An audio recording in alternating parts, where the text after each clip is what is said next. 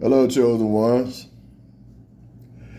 Hey, man, I want to take y'all on a little walk down memory lane. We're going to be taking this walk with a guy by the name of David. Uh, David was the king of Israel, and like many of us, he went through a lot, and he dealt with a lot. But also, like many of us, he was chosen by God, and he was destined to be a winner, always. And so, he had a lot of haters and, people that didn't want to see him succeed, people that didn't even want to see him live. Okay, so, if you've been through that and you feel like you're going through that, just know you're not alone. Just know you're not alone.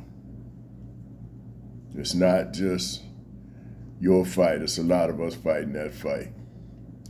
But anyway, here we walk through Psalms chapter 3. David is a writer of Psalms, and a lot of Psalms is prayer. It's David praying to God and talking to God about what he's going through, and about how he needs God's protection and, how his enemies, are trying to get him. And so it starts like this, verse 1, Lord, how are they increased that trouble me? Many are they that rise up against me. Many there be which say of my soul, there is no help for him in God. But thou, O Lord, art a shield for me, my glory and the lifter up of mine head. I cried unto the Lord with my voice, and he heard me out of his holy hill. I laid me down and slept. I awaked, for the Lord sustained me. I will not be afraid of 10,000s of people that have set themselves against me round about. Arise, O Lord, save me, O my God, for thou hast smitten all my enemies upon the cheekbone. Thou hast broken the teeth of the ungodly. Salvation belongeth unto the Lord. Thy blessing is upon thy people. Now, David talks a lot about his enemies, like I said. And when you got them, and they pressing you like that, you're going to talk about them. You're going to vent to somebody, whether you're venting to God or you're venting to your friends or to your husband or your wife or even your kids or, your best friend or whoever, your day one. And sometimes we just got to talk about that stuff, man. Sometimes we got to, talk to God first of all, and talk to each other. If you got somebody in your life that you really can trust and that has your best interest at heart, you can discuss things with them. And it's a blessing to have somebody like that in life because not everybody has that.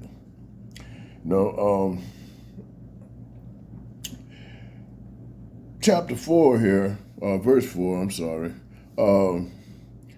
Hear me when I call, O God of my righteousness. Thou hast enlarged me when I was in distress.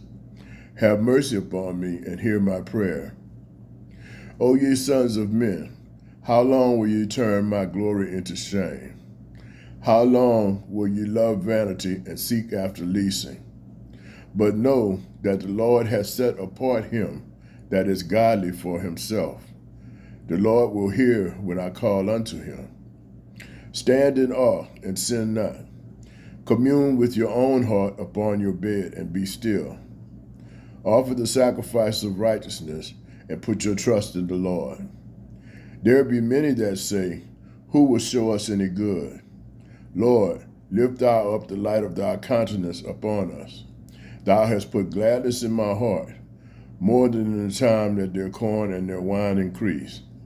I will both lay me down in peace and sleep, for thou, Lord, only makest me dwell in safety. You know, we just have to know, man, that God is our strength, man. We just have to know, that without God we could do nothing, man. And I for one know that.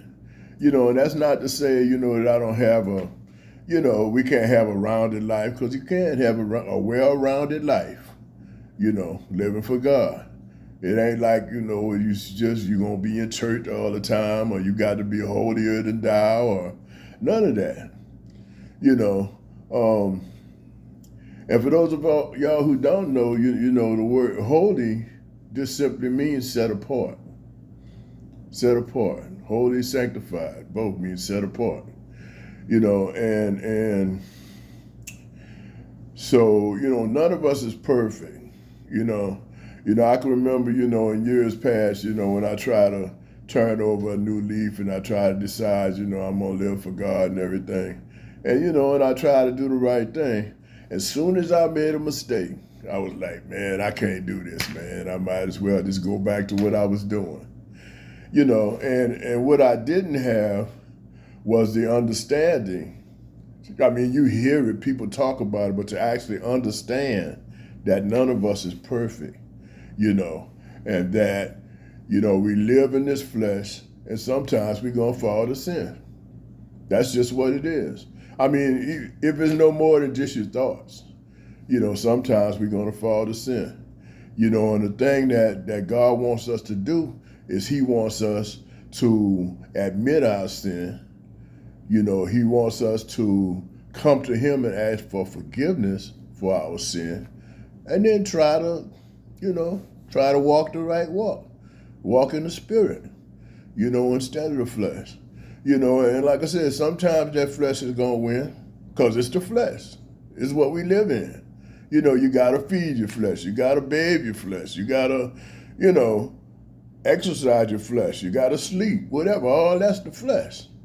And we live in that. So sometimes we're going to fall victim to that. Just be aware of that. But the thing about it is, when you fall, we just don't have to just keep going headlong. We don't have to just keep going down the wrong path. Okay, I fell. Okay, I did the wrong thing today, but I'm going to do the right thing tomorrow. I'm going to, admit it to God, admit my faults, admit that I failed, ask for forgiveness, and I'm going to get up and keep it moving. And that's what we do, And by the grace of God, man, things will always get better, man. And it might not look like that, right away. It might look like things will never get better.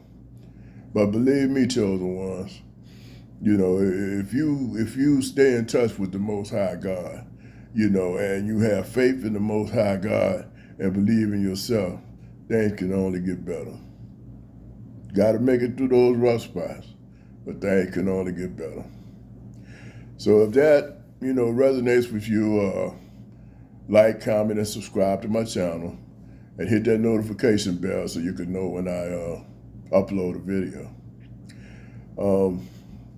With that, I just want to say, man, I love y'all, man. I'm glad y'all are there, and peace and blessings.